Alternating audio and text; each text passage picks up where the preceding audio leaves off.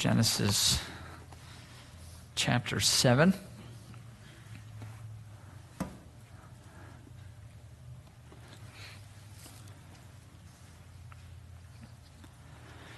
Only about 23 days and 21 and a half hours until T-Day, the day that the Thomases will get married. So we're excited about that. That wasn't my notes. So I'm sure the to-do list is going strong, but the countdown has begun, and surely that final week will be one for the books, and we don't have to imagine the anticipation for that. Only about 35 and a half days until A-Day, the day when baby A will enter the world, prayerfully. I mean, it could be sooner. That'd be nice. But we'll all get to meet Andrew or Aurora together, so we're excited about that. And the to-do list is also going strong, and the countdown has begun. And surely that final week will be one for the books as well, and we don't have to imagine the anticipation. But frankly, there is a stark contrast between that kind of anticipation and Genesis chapter 7. Because by Genesis chapter 7 and verse 1, there were only 7 days left until D-Day. And when I say D-Day, I mean the day of doom of all living things. And God would wipe out the earth and its inhabitants, and He would spare Noah and Noah's family and a certain number of animals. And it was perhaps a little exciting for Noah and his family. These were righteous individuals. A fresh start was coming. But likely it was totally a sobering time because judgment was coming. And the to-do list had been going strong for Noah for quite some time, as we'll see. And as he was building this massive wooden waterproof box with rooms and 3 stories, enough for all the animals that would come, and gathering the food for that. And Noah did all God said to do, as we saw at the end of chapter 6 in verse 22. So let's read, though, about that final week, pre-D-Day. We're going to read verses 1 through 9 of chapter 7, and our whole text will go on further. Will be the whole chapter of 7, but I want to, for time's sake, just read the first 9 verses. So follow along with me if you would. And the Lord said unto Noah, Come thou and all thy house into the ark. For thee have I seen righteous before me in this generation. Of every clean beast thou shalt take to thee by 7s. Now, if you'll remember before, he said that animals would come to him of every living thing, 2 of every sort. Well, now he's getting even more specific in this final week. Of every clean beast thou shalt take to thee by 7s, the male and his female, and of beasts that are not clean by 2, the male and his female. Of fowls also of the air by 7s, the male and the female, to keep seed alive upon the face of all the earth. For yet 7 days, and I will cause it to rain upon the earth 40 days and 40 nights. And every living substance that I have made will I destroy from off the face of the earth. And Noah did according unto all that the Lord commanded him. And Noah was 600 years old when the flood of waters was upon the earth. And Noah went in, and his sons, and his wife, and his sons' wives with him into the ark because of the waters of the flood, which they hadn't seen yet. And I would imagine they probably had no idea what to expect. Of clean beasts, verse 8, and of beasts that are not clean, and of fowls, and of everything that creepeth upon the earth, there went in 2 and 2, so 2 by 2, as song might go, unto Noah into the ark, the male and the female, as God had commanded Noah. Now, last week we talked a bit about God's deadline, and how Noah is an example of a man's life when God says, my deadline is coming. And the fact is that we have a deadline as well. As believers, our Lord Jesus Christ is returning to earth to judge earth, to bring justice upon earth, and God's deadline should move us to walk with Him, not because we will face His wrath, but because for that same reason we will not face His wrath. That's why we should walk with Him, because Jesus is coming back. And our prayer over the next month or so is to learn these lessons for life in light of the fact that God's deadline is coming. And perhaps you're thinking, I get why it was a good idea or why it is a good idea for people like Colin and Cassidy to get ready for the big day, or people like Ben and Elizabeth to be getting ready for baby A, and what they're all preparing for is bright and it's happy. But if I'm honest, I'm struggling to see why it's such a good idea to prepare for something so dark and scary. I don't like the flood story. I'm not saying, I'm still third person. I don't like thinking about judgment. I don't like thinking about serious things. Well, God has something for us tonight to consider why it's a good idea to do what God says. Why it's a good idea to do what God says. In other words, you should take God very seriously. You should take God very seriously. You know, sometimes a weather forecast can change plans. I read that yesterday was a virtual learning day for Noonan High School, or it was supposed to be, because of Hurricane Ida and some severe weather watches for the area. Noonan High School is still a campus, still recovering from March 26th and the tornado. They have modular buildings, and frankly, if there's a tornado watch, you don't put kids in modular buildings, especially when real-time buildings or the main buildings are still in renovation. And so Noonan High School takes these warnings seriously. And you can imagine why. And it doesn't make virtual learning necessarily comfortable or convenient, but Noonan High School would rather be safe than sorry. And so sometimes the weather forecast can change plans. But I said sometimes, right? Because how often have weathermen been wrong? And how often have we scoffed, yeah, that's really how it's going to be on this day or that day? And how often do we base our plans on a forecast?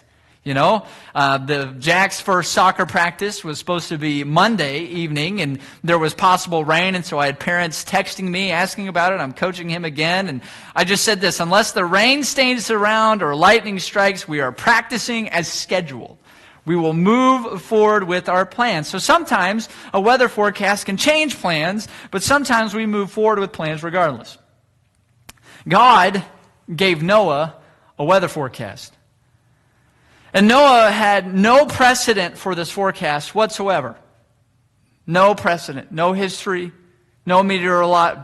I'm not even going to try to say that word. Maybe I should. No, I'm not going to do it. No precedent. And all Noah had to go on was the weatherman's word. That's it. And who knows what plans Noah had pre-forecast, but we do know he gave himself to the new plans. And maybe that's what's going on in your heart and your life, that God is reminding you of His deadline that's coming, and He's reminding you of His plans for your life. And whatever plans you had are becoming less important than the plans that He has for you, and you've begun to prepare for what's coming, and you've begun to give yourself to Discipleship 101. You want to be a disciple of Jesus Christ, with disciples of Jesus Christ, making disciples of Jesus Christ, and you're working to get your family on board with that. And the anticipation is building, and the excitement is building about that. But on the flip side, maybe you're starting to question His plans. I've been at this discipleship thing a while, and the more you know, the more you grow, the more you feel responsible, and God's expectations seem to grow a greater and heavier burden on your life, and maybe you become weary and well-doing, discouraged a bit. I'm tired of hearing the same old things. I'm tired of doing the same old things. I was watching Luke make the coffee tonight, as he does every week, and I'm thinking, if it wasn't for the unsung heroes doing the same mundane things, nobody would have a buzz right now. But perhaps you're tired of doing the same old things. Maybe you think, this just doesn't feel real to me. You say the deadline's coming, but I feel like the world is a mess, and frankly, my life as a disciple is a mess. I mean, I look at my life and look at what God expects, and I'm a mess. And real life problems, they are more real to me. And besides that, what's rain? Now, you and I know what rain is, but Noah might have not felt like he knew what rain is. What's rain, really? Come on. But maybe you're thinking, what is coming justice, really? If he is just, why hasn't he come yet? Why hasn't he done something yet? I wish God would do something already. Get on with it. If I were him, I would have already done something. So perhaps the bottom line for you is that your heart questions his forecast. That could be going on in your heart even tonight. And you wonder, is it really a good idea to do what he says? Well, let's see what happened with Noah. We know this based on what we read a moment ago, that Noah continued to take God's forecast seriously. You say, well, why do you say that? Well, God continued to give Noah instructions the closer they got to D-Day. As we saw in verses 1 through 4, we already read it. After all the preparation and building this massive box and gathering the animals and gathering the food, God speaks to Noah, Noah, you and your family, enter the ark. Come on board the ark. And God specified some of the instructions as we read, these clean beasts and these unclean beasts. And you might be wondering, well, why is that a big deal? Well, I do know this. It would have caught the Israeli reader's attention, because the Israelite reading the law, right, reading this account written by Moses would have understood, because I'm working on my grammar as I go along, would have understood, having read Leviticus chapter 11 about clean beasts and unclean beasts, what the difference were between clean beasts and unclean beasts, and would have given them a frame of reference. Does that make sense? Probably practically useless information for your Monday through Saturday living for Jesus, but just to clarify, okay? For them, a light bulb would have went on. But notice why God gave these specific instructions, because at the end of verse 1, God said, "For thee have I seen righteous before me in this generation." And notice, too, why gather the animals at the end of verse 3. He says, to keep seed alive upon the face of all the earth. So God is bringing Noah into the ark, and he's saying, you are right with me, and thus I want to use you in my plan for earth's future. I want to do that, and here's why. Look at verse 4. 7 days, Noah. 7 days. And there's going to be 40 days and 40 nights of rain, and every living substance that I have made will I destroy from off the face of the earth. I mean, the gravity of this is just boom. And no wonder Noah was taking this seriously. It sounded very serious. You look at verse 5 and you see Noah did according unto all that the Lord commanded him. He kept consistently obeying God. In verse 6, it says Noah was 600 years old when the flood of waters was upon the earth. It kind of gives us a time stamp. If you remember at the end of chapter 5, I believe it says that Noah was 500 years old, and then it wasn't too long. God saw the wickedness of earth and decided he's going to destroy things. And so by the time God actually spoke to Noah and had him begin preparing the ark, he probably was at this thing of obeying God and doing something just by faith and kind of crazy for a long time. He was at it for a while. In verse 7, you see Noah boarded the ark as God said. He took his family with him and they went into the ark. And why did they do that? Because of the waters of the flood. Again, they boarded it by faith.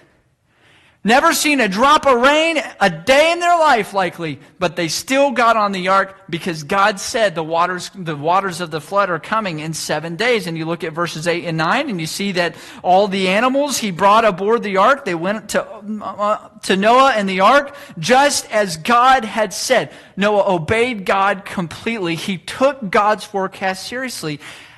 Are you taking God's forecast seriously? Well, what does that mean? What does that look like? Well, we don't have to complicate it. I mean, just go back to what it means to be a disciple of Jesus Christ. I know you might be getting tired of hearing that, but just read the New Testament and you see disciple all over the place. Jesus wants you to follow him. Jesus wants you to look like him. Just go back to the Gospel of Matthew a bit. Just go back to the Sermon on the Mount a bit. Jesus, when he came and he began to preach to people on earth, he gave a forecast and said, repent, for the kingdom of heaven is at hand. He gave a forecast, and he gave specific instructions to believers in him. Be the right kind of person. Influence people the right kind of way. Have right relationships with others. Have a pure relationship with your Father in heaven. Focus on Him rather than the affairs of earth. Don't get wrapped up in amassing things on this earth. Don't get wrapped up in being anxious about things on this earth. Focus on your Father instead of the affairs on earth. And ask Him to help you be what you should. And we could go on. We could go on to the Great Commission and our responsibility as disciples who are growing together to make disciples. We could go on and get into the specific details, how that relates to your life and how that relates to my life and my family. What does it mean to be a disciple and be a husband? What does it mean to be a disciple and be a wife? What does it mean to be a disciple and be a son, be a daughter, be a grandfather, be a grandmother? What does it mean to be a disciple and be a cousin and be an employer or an employee? We could get into all those things, but the bottom line is this: Jesus has given us a forecast and instructions for life, and are you taking them seriously? Even though maybe you've been at it a while. Are you influencing others to obey Jesus Christ? Are you obeying Jesus Christ completely? You say, well, I've heard this time and time again. I'm still not sold because reality hurts, reality stings, reality drags me back down to where I've been before. Well, it goes back to your heart, your faith. Do you believe God? You say, well, I need a good why. I need a why it's a good idea to do what God says. I'm thankful that God gives us good whys. God, our Father is a Father who answers why questions. He really does. I mean, He gave you a whole book about His relation with people. And a lot of times we don't have the hunger. A lot of times I don't have the hunger to get to know Him and get to know what He has done and get to know how He has worked in the lives of other people. I don't have the hunger to seek and say, God, give me your why. He has a whole lot of whys in this book, and we're going to see one tonight. So why was it a good idea for Noah to do what God said? Well, watch this. God nailed the forecast. I mean, He nailed it. Noah took it seriously, and God nailed it. Look back at verse 4. What did God say in verse 4? He said, yet 7 days I'll cause it to rain upon the earth, 40 days and 40 nights, and every living substance that I have made will I destroy from off the face of the earth. And after 7 days, guess what happened? Look at verse 10. It came to pass after 7 days. What do you think happened? The waters of the flood were upon the earth. And that was a memorable day in Noah's life, because you see in verse 11, Noah remembered the day. In the 600th year of Noah's life, in the second month, the 17th day of the month, let's just say, and I don't think they use February in the Jewish calendar, let's just say, for sake of the second month, on February 17th of the 600th year of my life, I remember this happening the same day, that's important, were all the fountains of the great deep broken up. That's all the springs of water deep within the oceans. They were cleaved. They were split open, and water gushed out. And also it says, I mean, this is some vivid imagery, the windows of heaven were opened. And here comes the rain, and God said it would rain 40 days and 40 nights in verse 12, and the rain was upon the earth 40 days and 40 nights. This was a same day kind of forecast, because you see again in verse 13, watch the language. The very same day, in the self same day, entered Noah and Shem and Ham and Japheth, the sons of Noah, and Noah's wife, and the 3 wives of his sons with them into the ark, they and every beast after his kind, and all the cattle after their kind, and every creeping thing that creepeth upon the earth after his kind, and every fowl after his kind, every bird of every sort. And they went in unto Noah, unto the ark, 2 and 2 of all flesh, wherein is the breath of life. And they that went in male and female of all flesh, as God had commanded him. The very same day, the waters came. The forecast was fulfilled. Was the same day Noah had taken that final step onto the ark. And when he did, that big old door, that big old 3-story door, I don't know, was it just in the first story? I don't know. That big whopping door, Noah stepped onto the ark. That same day, those waters started coming down, and those waters started coming up. And guess what happened to the door? Noah didn't touch it. It wasn't like it was on an automatic. He didn't have a Ring doorbell. No automatic sensor. And God went. The Lord shut him in the very same day God said, D-Day's coming. Nothing like it. What do you think was going through Noah's head at that moment? I mean, you can almost feel that knot in your throat when you know God has done something. Like, wow. God told you to do something, or God spoke to your heart about something and you ignored it, and later on something happens that either you're happy about it or it's like, boom, I should have listened. Well, Noah did listen, and as soon as that door shut, I'm sure he felt that well up in his throat. Holy cow. And any question that he had about what God was doing was gone. Well, what was happening outside the ark? Now follow this. Verse 17, the flood was 40 days upon the earth, and the waters increased. And as the waters increased, it says it bare up the ark. And it was lift up above the earth. And verse 18 says that the waters kept increasing and increasing, and the ark kept floating because the waters prevailed and were increased greatly upon the earth. And the ark went upon the face of the waters.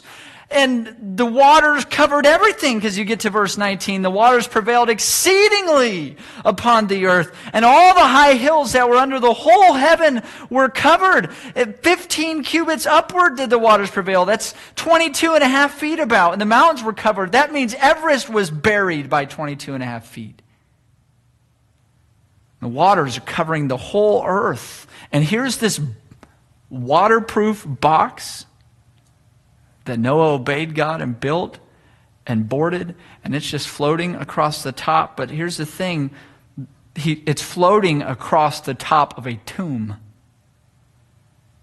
an eerie tomb, because the earth was buried. In verse 21, all flesh died that moved upon the earth, both of fowl and of cattle and of beast and of every creeping thing that creepeth upon the earth, and every man,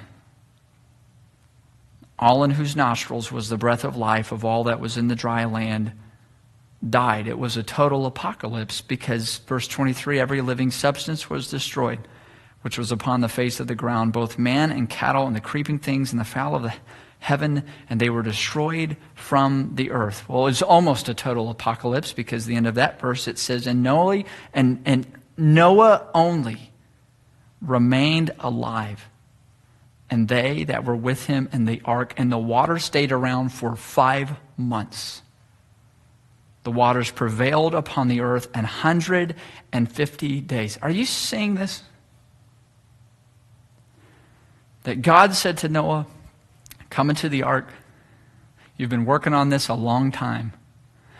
Come into the ark, because in 7 days I'm dropping the hammer on this wicked earth, but I will save you, Noah, and I will save your family, and I'm going to start over. And in 7 days, both those things happened. It's hard to argue with what God says when it happens. God's specific instructions matter, because what God says will happen, happens. God does not get a forecast wrong. God does not get a forecast wrong. And when He has forecasted that there is a day coming in which the elements of earth and space will melt with a fervent heat, and everything on planet Earth will be destroyed, He means it. When God says there's a day coming, if that day doesn't come in your lifetime and in my lifetime, when God says it's appointed unto man once to die, there will be a day, if He does not come back before then, that will happen to you and that will happen to me. And wonderfully, we'll see Him, because to be absent from the body is to be present from the Lord. But in reality, we have a deadline that should motivate us to walk with God, and God never gets a forecast wrong. God never gets a forecast about this world and the wicked state it is and what He's going to do to bring justice to it. He never gets a forecast wrong. He will deal justly with the wickedness and the wicked man of this planet. He never gets a forecast wrong. So, do what God says, because what God says happens. It's really that simple. Do what God says, because what God says happens. You're probably not going to base your life on a weather prediction. Well, sometimes, not always. But you should always base your life on God's predictions. See, God's a good weatherman. He's the best. I'm simply asking, are your eyes on His forecast? And are your hands at work doing what you know He has called you as a believer in Jesus Christ to do? Stand and turn to page 439. We're going to sing Work for the Night is Coming. Page 439. Oh, yeah. Just sing it out. Yeah, I'm sorry.